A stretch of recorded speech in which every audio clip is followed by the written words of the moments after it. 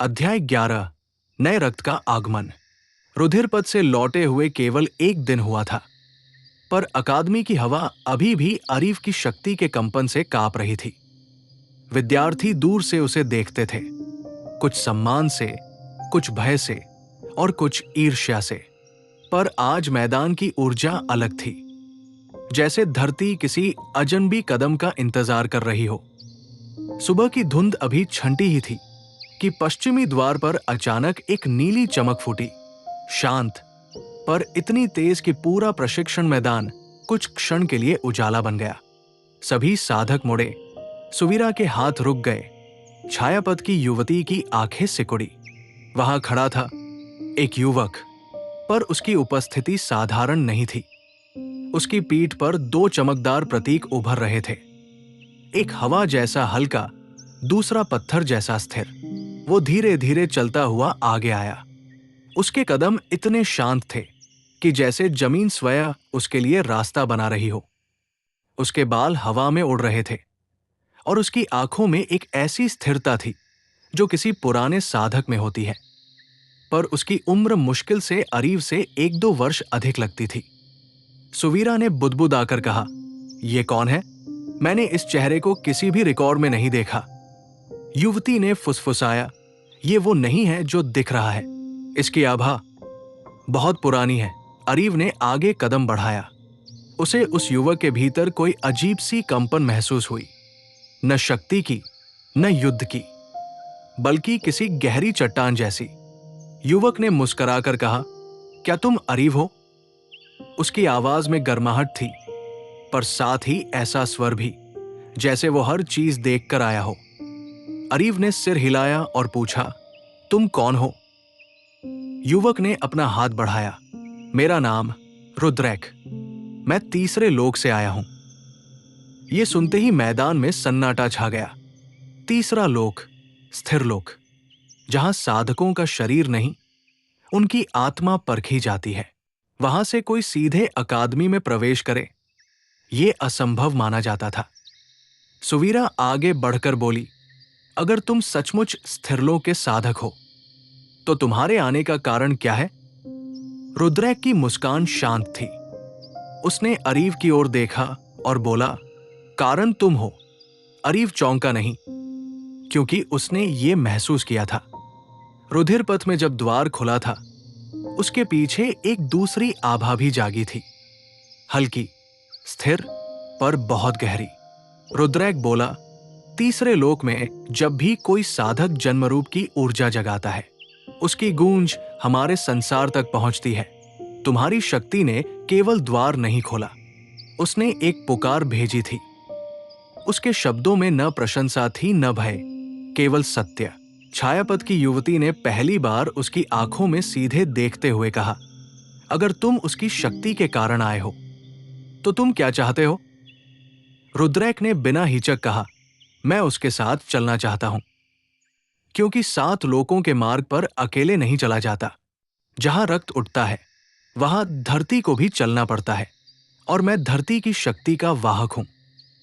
उसके ये शब्द सुनकर हवा भारी हो गई, क्योंकि इसका मतलब था कि अब अरीव की यात्रा एक व्यक्ति की नहीं रही। अब ये 2 शक्तियों की संगति थी, रुधिर और स्थिर। अरीव ने उसकी हथेली थामी। उसी क्षण एक हल्की तरंग दोनों के बीच गुजरी, नीली और लाल, 2 अलग शक्तियां, पर एक दूसरे को स्वीकार करती हुई। रुद्रैक मुस्कराया, "अब हम साथ हैं, चाहे अगले लोग हमें पहचाने या हमें चुनौती दे।" और उसी क्षण मैदान के ठीक ऊपर आकाश में लाल और नीली रेखाएं आपस में घूमकर एक नया चिन्ह बनाने लगी। अकादमी के वयोवृद्ध आचार्यों ने इसे देखकर कहा, "यह संकेत है 2 तत्वों की संगति का। यह सदियों बाद हुआ है।" यात्रा अब बदल चुकी थी। अरीव अब अकेला योद्धा नहीं रहा।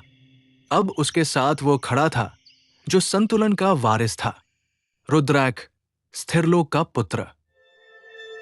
रुद्रैक के आगमन ने अकादमी की शांत लय को जैसे एक झटके में बदल दिया था। सुबह की साधारण दिनचर्या अब असामान्य प्रतीक्षा में बदल चुकी थी। प्रशिक्षक आपस में धीमे स्वर में बात कर रहे थे।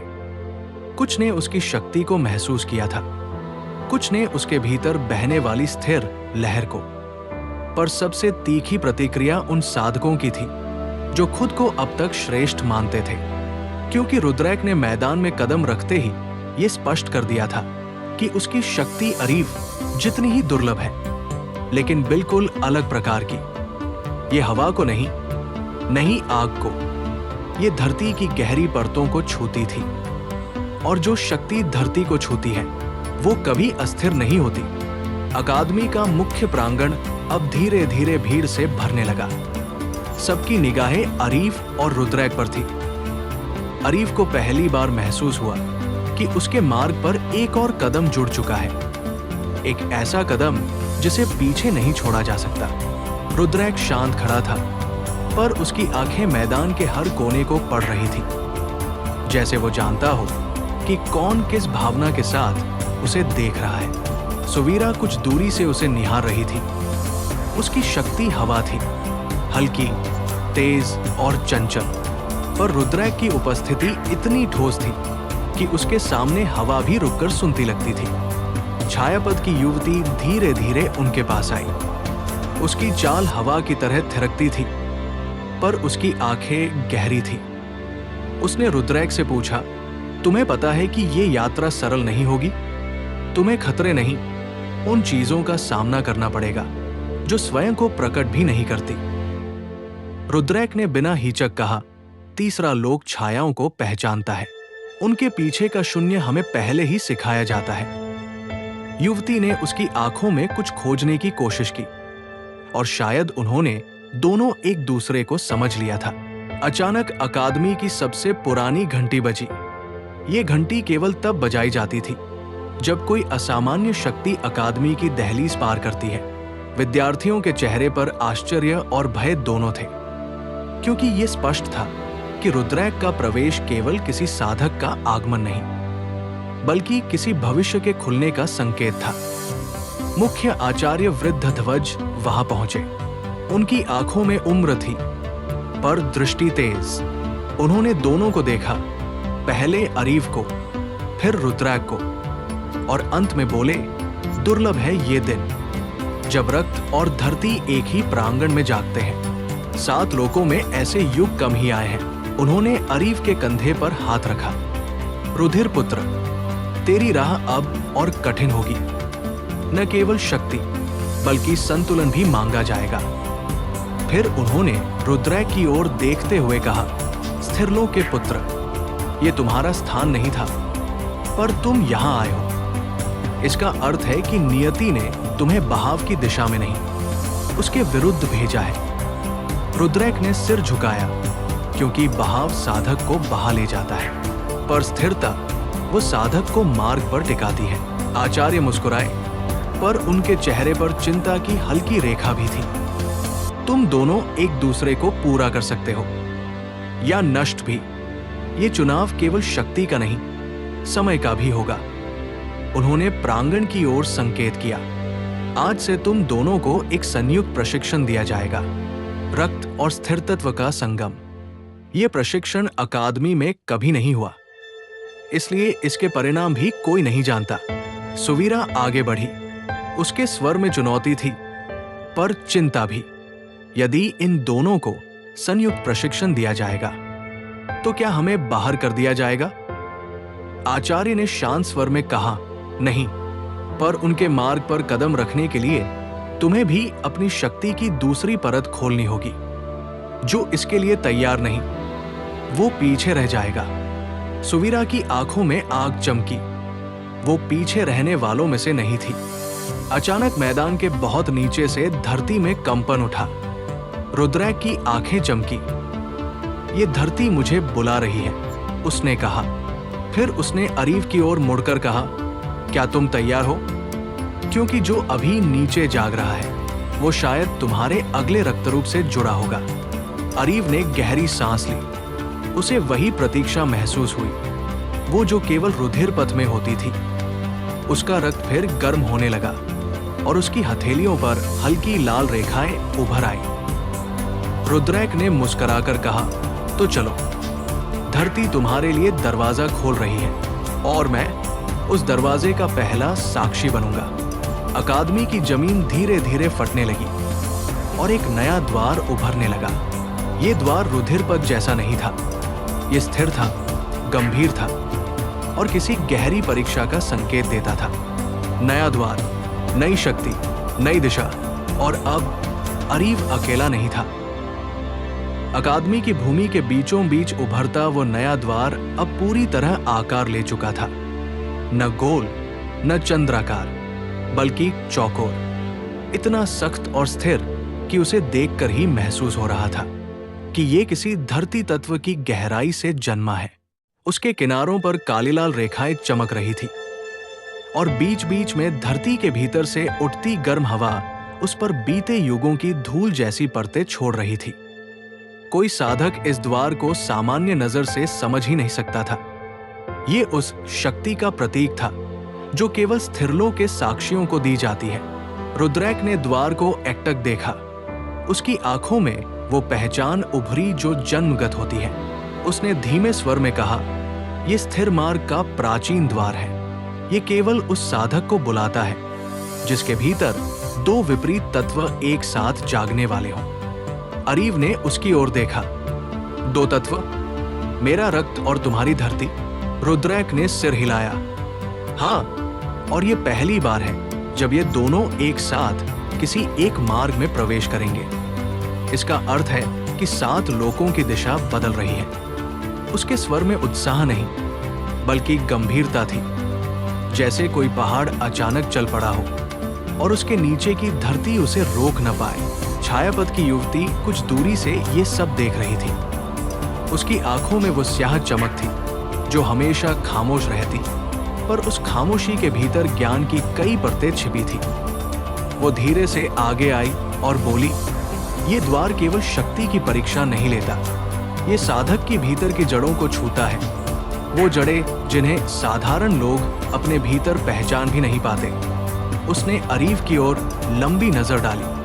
तुझे ये समझना होगा अरीव कि रुधिरपथ ने तेरे भीतर जो बोया है, स्थिर मार्ग उसे खोल सकता है, पर खोलना हमेशा सुरक्षित नहीं होता। अरीव एक पल के लिए शांत हो गया। उसने अपनी हथेलियां खोली। उन पर लाल चमक अब धीमी लेकिन भारी थी, मानो कोई बंधी हुई नदी अपने किनारों के भीतर से ही गरज रही हो। उसकी धड़कन में वो खिंचाव था जो उसे रुधिरपथ में महसूस होता था, पर इस बार खिंचाव अलग था। ऊपर नहीं, नीचे की ओर, जैसे पृथ्वी के भीतर कोई गहरी पुकार उसे अपने केंद्र तक बुला रही हो। अचानक एक तेज दरार की आवाज हुई। द्वार के नीचे की मिट्टी हल्की सी उठी और फिर बैठ गई। धरती की उस सांस जैसी हलचल से हवा में धूल का घेरा उठा। विद्यार्थियों में घबराहट फैल गई, पर कोई बोलने की हिम्मत नहीं कर पाया। सुवीरा आगे बढ़ी। उसकी आंखों में प्रश्न और बेचैनी दोनों थे। क्या ये द्वार उसके लिए अच्छा है या ये उसे तोड़ देगा? रुद्रैक ने उसकी ओर देखा। द्वार साधक को नहीं तोड़ता, साधक स्वयं टूटता है जब वो अपने भीतर के सत्य को देखने से डरता है।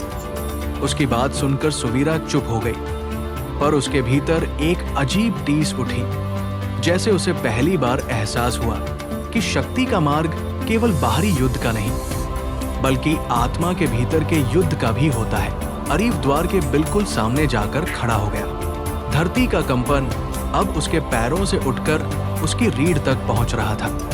उसके भीतर अचानक गहरी गर्मी फैल गई, एक ऐसी गर्मी जो दर्द नहीं थी, पर इतनी तीव्र थी कि उसका शरीर भीतर से बदलता हुआ महसूस हो रहा था। उसने आंखें बंद की और उसे तुरंत रुधिरपथ का वो पहला रक्त दिखा जिसने उसे चुना था। फिर उसे युवती की आवाज सुनाई दी, तू अकेला नहीं है। उसने आंखें खोली।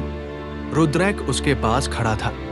तू जो भी भावना भीतर छुपाए हुए है, धरती उसे जान जाएगी, इसलिए झूठ मत बोल, न अपने आप से न अपनी शक्ति से, वरना ये मार्ग तुझे स्वीकार नहीं करेगा। अरीव उसकी बात सुनता रहा और पहली बार उसे ये महसूस हुआ कि रुद्रैक केवल मित्र नहीं, बल्कि एक ऐसा दर्पण है जो उसे उसकी वास्तविक शक्ति दिखाएगा। द्वार धीरे धीरे चमकने लगा। पहले हल्की रोशनी, फिर गहरी धड़कन और फिर एक स्थिर भारी कंपन, मानो किसी प्राचीन पर्वत की नींद टूट रही हो। छायापथ की युवती ने फुसफुसाकर कहा, "यह द्वार अब खुलने वाला है, और एक बार खुल गया तो वापस बंद होना इतना आसान नहीं।" अरीव ने कदम आगे बढ़ाया। जैसे ही उसने द्वार के पास सांस ली, धरती की शक्ति उसकी नसों में उतरने लगी। उसके भीतर लाल और भूरे दो रंग आपस में टकराए, नष्ट करने के लिए नहीं, बल्कि रूप देने के लिए। सुवीरा ने उसका नाम पुकारा, पर अरीव अब सुन नहीं रहा था। उसका ध्यान केवल उस द्वार पर था जो उसके भाग्य का अगला दरवाजा था। द्वार के मध्य में एक गहरी रेखा चमकी और हवा में भारी कंपन उठा। द्वार खुल गया। भाग 3 समाप्त। द्वार खुलते ही हवा का पूरा स्वर बदल गया। अब वो केवल कंपन नहीं था, बल्कि किसी विशाल प्राचीन प्राणी की सांस की तरह भारी और जीवित था। जैसे धरती के भीतर दबी हुई सदियां अचानक जाग उठी हो। लाल और भूरे रंग की मिश्रित रोशनी अरीव और रुद्रैक के चेहरों पर फैल गई, और उस रोशनी में दोनों की शक्तियां हल्के हल्के कांपने लगी। जैसे ये द्वार उन्हें पढ़ रहा हो, तौल रहा हो, पहचान रहा हो। कोई साधारण प्रशिक्षण कभी ऐसा एहसास नहीं दे सकता था। ये वो स्थान था जहां साधकों का वास्तविक स्वरूप उभरता है, चाहे वे इसे स्वीकार करें या न करें। अरीव ने पहला कदम भीतर रखा और दुनिया एकदम बदल गई। ऊपर का आकाश गायब, चारों ओर एक अर्धगोलाकार गुफा जैसी संरचना उभर आई, जिसकी दीवारें मिट्टी, धातु और किसी अनजान तत्व से बनी थी। उन दीवारों पर हजारों रेखाएं खुदी थी, कुछ रुधिर पथ जैसी, पर कई रेखाएं धरती की दरारों जैसी गहरी, जैसे किसी शक्ति ने धरती के हृदय को फाड़कर इन दीवारों पर लिख दिया हो। अरीव ने हाथ आगे बढ़ाया। दीवार ने उसकी हथेली की गर्मी पहचान ली और लाल चमक उसके स्पर्श के नीचे फैल गई। रुद्रैक उसके पीछे आया। उसकी उपस्थिति से मिट्टी की सतह स्थिर होने लगी। जहां अरीव का स्पर्श लपट जगाता, वही रुद्रैक का कदम धरती को शांत कर देता। दोनों की शक्तियां एक दूसरे को नकार नहीं रही थी, बल्कि संतुलित कर रही थी। जैसे ये स्थान इन दोनों को एक साथ स्वीकार कर रहा हो, पर यह स्वीकार्यता किसी वरदान जैसी नहीं थी। ये चेतावनी थी कि दोनों को अपना अंतर भी दिखाना होगा और अपना संगम भी। अचानक जमीन के भीतर से एक भारी गर्जना उठी। दोनों सतर्क हो गए। धरती में दरार उभरी, धीमे धीमे फैलती हुई। उस दरार के भीतर से कोई प्रकाश नहीं, बल्कि घना अंधकार ऊपर उठने लगा, जैसे किसी विशाल गहरी खाई से कोई सांस ले रहा हो। रुद्रैक तुरंत बोला, "यह स्थिर केंद्र की प्रारंभिक परीक्षा है। अंधकार दिखता है, पर यह छाया नहीं है। यह साधक के भीतर के वजन को पहचानता है। जितना भारी सत्य होगा, उतना ही भारी अंधकार उठेगा।" अरीव ने महसूस किया कि उसके भीतर का रक्त अचानक गर्म होने लगा। एक तेज, सख्त गर्मी। वो गर्मी उस अंधकार की ओर खींच रही थी। क्या ये मेरे भीतर के किसी भय को पढ़ रहा है? नहीं, रुद्रैक ने कहा, "ये तेरी अधूरी परतों को देख रहा है।" अंधकार अब एक लहर बनकर ऊपर उठा, लाल और काले रंग की मिश्रित धुंध। वो किसी रूप में नहीं बंधी थी, पर उसमें किसी जीव का अस्तित्व महसूस हो रहा था। किसी ऐसा जीव जिसका आकार विचारों से ज्यादा भावनाओं से बनता है। धुंध अचानक फैलकर दोनों के बीच दीवार बन गई, जैसे ये तय कर रही हो कि कौन क्या सामना करेगा। अरीव का हिस्सा लाल धुंध में बदल गया, भीतर से उबलती, फटती हुई। उसके चारों ओर हवा भारी हो गई। उसके दिमाग में अनगिनत आवाजें उभरने लगी, कुछ पहचानी, कुछ अनजानी। लीरा की आवाज, सुवीरा का स्वर, कायर्स की चिंता, और फिर एक आवाज जो सबसे भारी थी, वो जिसने उसे रुधिर पथ में पुकारा था। "तू जो बनने से डरता है, वही तेरा रूप बनेगा।" अरीव घुटनों पर झुका। उसकी हथेलियों से लाल तरल जमीन पर गिरा और इंस्टेंटली मिट्टी ने उसे सोख लिया। उसकी सांस भारी हो चुकी थी, पर उसकी आंखों में लाल प्रकाश और गहरा हो रहा था। उसे लगने लगा कि उसके भीतर कोई पुराना रूप जाग रहा है जो अब तक सोया था। वहीं दूसरी ओर रुद्रैक की परीक्षा शुरू हुई। उसके चारों ओर की धुंध भूरे रंग में बदल गई और उससे मिट्टी की भारी गंध उठने लगी। धरती के भीतर किसी विशाल प्राणी की हड्डियां हिलने जैसी आवाज आई। रुद्रैक बोला, ये मुझे मेरी जड़ों तक ले जा रहा है, मेरे स्थिरवंश की शक्ति को परखने। उसके शरीर पर भूरे पत्थर जैसी परतें उभरने लगी, धीरे धीरे कवच बनकर उसकी देह से जुड़ती हुई। दोनों अलग अलग संघर्षों में बंध चुके थे, पर यह संघर्ष अलग नहीं, जुड़ा हुआ था। अरीव का रक्त, रुद्रैक की धरती, दोनों एक दूसरे के बिना पूरी परीक्षा पार नहीं कर सकते थे। अचानक अंधकार ने लहर मारकर दोनों के बीच की दीवार तोड़ी और दोनों की शक्तियां आमने सामने आ गई। लाल और भूरा, दो रंगों की दो धाराएं एक ही केंद्र की ओर खींचने लगी। अरीव ने पहली बार महसूस किया कि उसका अगला रूप अकेला नहीं खुलेगा। रुद्रैक ने महसूस किया कि स्थिरमार के द्वार को खुलने के लिए रक्त की धड़कन चाहिए। दोनों ने एक साथ कदम आगे बढ़ाया और तभी धरती फट गई। एक विशाल गड्ढा बना जिसके भीतर से एक प्राचीन आकृति उभरने लगी। न मानव, न राक्षस, न देव, बल्कि तत्वों का पहला रक्षक। भाग 4 समाप्त। गुफा का तापमान अचानक गिर गया, इतना कि हवा में सांस लेते ही फेफड़े ठिठुरने लगे। पर अगले ही क्षण धरती के भीतर से उठती गर्म लपट ने माहौल को उलट दिया। ये ठंड और गर्मी का मिश्रण किसी प्राकृतिक शक्ति का नहीं था। ये उस प्राचीन रक्षक की पहली धड़कन थी जो सदियों से सोया हुआ था। अंधकार फटा, लाल और भूरे रंग की लपटें एक दूसरे में घुली और धीरे धीरे एक विशाल आकृति आकार लेने लगी। कंधों पर चट्टानों जैसे उभार, छाती के बीच भट्टी जैसी चमक और उसके माथे पर दो धड़कती प्रतीक रेखाएं। वो पूर्ण रूप से जीवित प्रतीत नहीं होता था, पर मृत भी नहीं। मानो धरती और रक्त के बीच जन्मा कोई अनंत प्रहरी। उसका पहला कदम इतना भारी था कि पूरी गुफा कांप उठी। दीवारों पर बनी रेखाएं रोशन हो गई और जमीन में हल्की दरारें उभर आई। रुद्रैक ने तुरंत कहा, यह तत्व रक्षक है, स्थिर मार्ग का प्रथम प्रहरी। इसे केवल वही साधक देख सकता है जिसके भीतर दो तत्व एक साथ जागने को तैयार हों। उसकी आवाज में आदर भी था, भय भी। अरीव ने रक्षक को ध्यान से देखा और उसी क्षण उसकी धड़कन में तेज बिजली जैसी लहर दौड़ी। रक्षक की आंखें दो चिंगारियों की तरह जल उठीं, एक लाल, एक भूरी। और उसी पल अरीव और रुद्रैक दोनों को लगा कि वो उन्हें पहचान रहा है। अचानक रक्षक ने गर्जना की, एक ऐसी गर्जना जो हवा नहीं, आत्मा को चीरती थी। गुफा का हर पत्थर बज उठा। रक्षक ने अपनी भुजा उठाई और धरती की ऊर्जा को खींचकर एक विशाल प्रहार तैयार किया।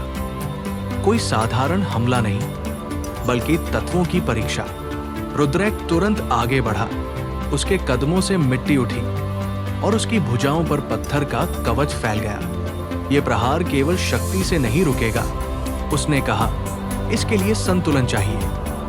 अरीव उसके पास खड़ा हो गया, उसकी हथेलियों पर लपटें फिर से जीवित हो उठीं। इस बार वे उग्र नहीं थी, वे किसी ताल की तरह स्थिर थी, जैसे उसके रक्त ने रक्षक की हरकतों की लय को पढ़ लिया हो।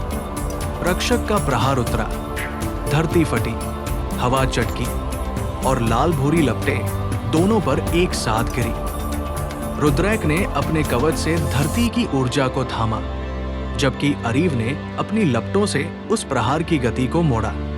ये कोई युद्ध नहीं, बल्कि दो शक्तियों का संगम था, स्थिरता और धड़कन।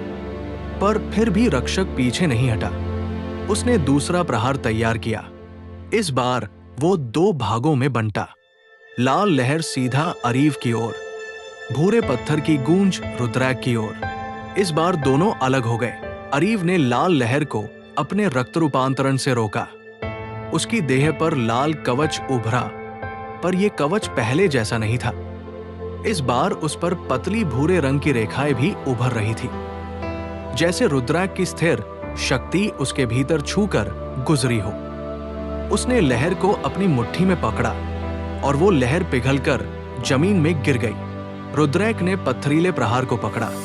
उसका कवच मोटा हुआ और उसने प्रहार को दोनों हाथों से थाम लिया, पर उसके भीतर किसी गर्म धड़कन की लहर घुस गई। अरीव की शक्ति। रुद्रैक चौंका, पर टूटने के बजाय उसका कवच और मजबूत हो गया।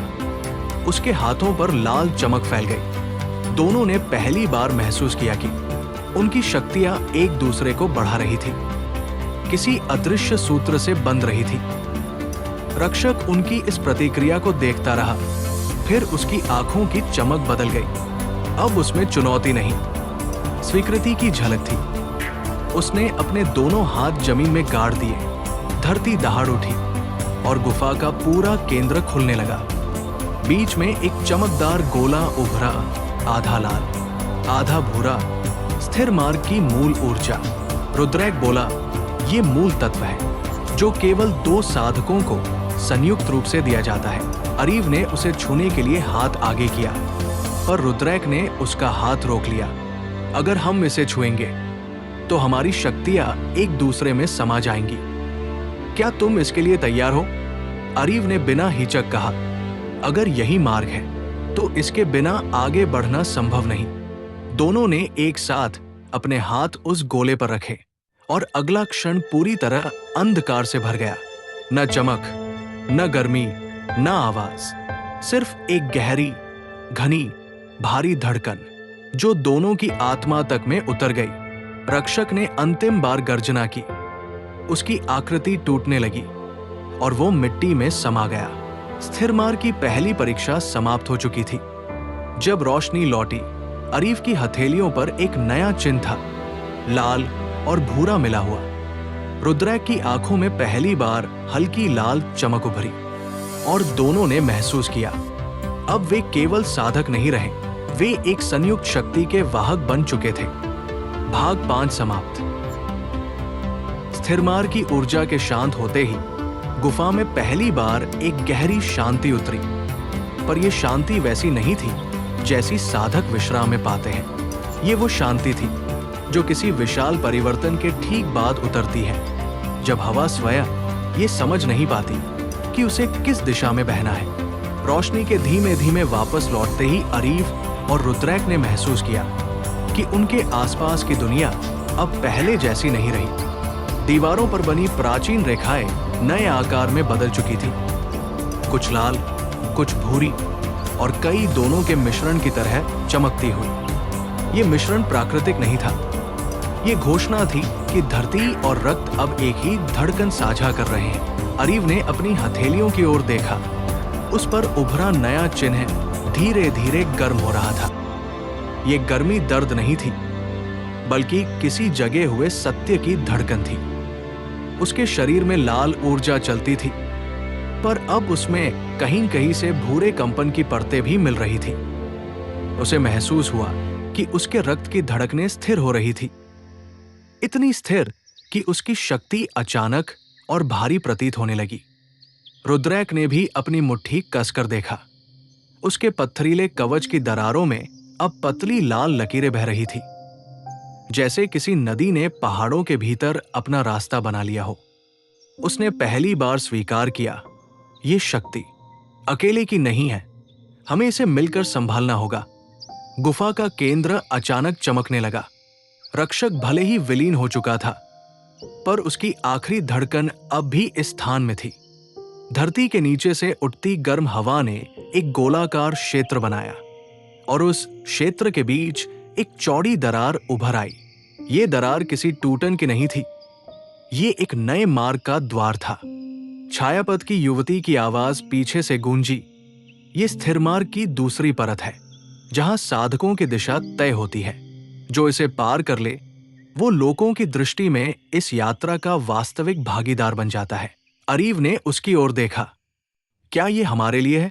युवती धीरे धीरे आगे बढ़ी। उसकी छाया गुफा की रोशनी के साथ लंबी होती गई। ये द्वार केवल उन्हें बुलाता है, जिनके भीतर दो तत्व संतुलन में आने की कोशिश करते हैं। अब तुम दोनों में ये संतुलन जाग चुका है, इसलिए ये राह तुम्हें ही स्वीकार करेगी। सुवीरा भी अंदर आ चुकी थी। उसकी आंखों में चिंता छिपी थी, पर वो उसे दिखने नहीं देना चाहती थी। वो अरीफ के करीब आई और बोली, तुम दोनों परतों के भीतर जाओगे और मैं बाहर प्रतीक्षा करूंगी। क्या ये ठीक है? उसकी आवाज में चुनौती भी थी, स्वीकार्यता भी। रुद्रैक ने शांत स्वर में कहा, यह मार्ग सभी के लिए नहीं खुलता। इसका अर्थ ये नहीं कि तुम पीछे हो, बस ये कि तुम्हारे लिए एक अलग दिशा तैयार हो रही है। अरीफ उसकी ओर मुस्कुराया, हल्की लेकिन विश्वास भरी मुस्कान। मैं लौट कर आऊंगा, और जब लौटूंगा तो शायद मेरी शक्ति ऐसी हो जाएगी कि मैं भी अंदाजा नहीं लगा सकूंगा। सुवीरा उसकी बात पर कुछ पल चुप रही। फिर उसने उसकी कलाई को हल्के से पकड़ा, मानो वो उसे याद दिला रही हो कि शक्ति चाहे जितनी बढ़ जाए, कुछ रिश्ते जमीन की तरह स्थिर रहते हैं। अचानक गुफा में एक लंबी दरार फटकर चमक उठी और उससे तेज प्रकाश की लहर उठी। धरती का कंपन इतना भारी था कि सुवीरा और युवती दोनों पीछे हट गई। ये संकेत था, द्वार अब पूरी तरह जाग चुका था। रुद्रैक ने गहरी सांस ली। क्या तुम तैयार हो? अरीफ ने सिर हिलाया। हम दोनों अब एक शक्ति साझा कर रहे हैं। अगर हम तैयार नहीं होंगे तो ये शक्ति हमें खुद अपने भीतर खींच लेगी। दोनों एक साथ उस दरार के सामने खड़े हो गए। धरती के नीचे से उठता प्रकाश उनके चेहरों पर पड़ रहा था, एक लाल, एक भूरा, और बीच में दोनों के संगम की एक नई छटा। छायापथ की युवती ने अंतिम बार कहा, याद रखना, ये मार्ग केवल शक्ति का नहीं, पहचान का है। अगर तुम अंदर अपने सच्चे रूप से दूर भागे तो ये मार्ग तुम्हें वापस नहीं लौटने देगा। अरीफ ने आंखें बंद की और पहली बार उसे सारी आवाजें शांत सुनाई दी। लीरा की चिंता, सुवीरा का साहस, रुद्रैक की स्थिरता, और फिर रुधिरपथ की वो पुरानी पुकार जो अब धरती की भारी धड़कन के साथ मिल गई थी। दोनों ने एक साथ आगे कदम बढ़ाया और अगले ही क्षण द्वार की रोशनी ने उन्हें निगल लिया। गुफा खाली हो गई, लेकिन हवा में दो शक्तियों की गूंज अब भी तैर रही थी। अरीफ और रुद्रैक अब स्थिर मार्ग की दूसरी परत में प्रवेश कर चुके थे, जहां कुछ भी निश्चित नहीं और हर कदम एक नया जन्म है। भाग 6 समाप्त।